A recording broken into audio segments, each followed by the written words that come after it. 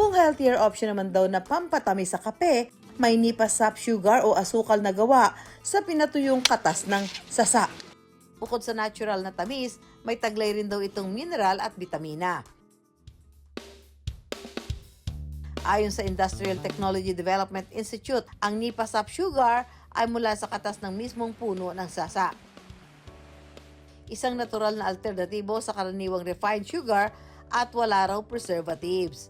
Ang nipa sap ay yung parang katas na lumalabas doon sa bulaklak. Pag pinutol yung bulaklak ng nipa sa Infanta, maraming nipa po doon. Sa Bataan, sa Samar, compared sa refined sugar, yung puting asukal natin na almost 100% sugar lang ang naandun. Etong mga alternative sugar, it contains pa rin yung mga natural na minerals na makikita doon sa kanyang starting material, which is the sap, katulad ng mga phosphorus, magnesium, sodium, na itong iba't ibang minerals na to ay actually kailangan ng ating katawan, no, to function properly. Pero kahit mga natural na pampatamis, dapat na sapat lang ang paggamit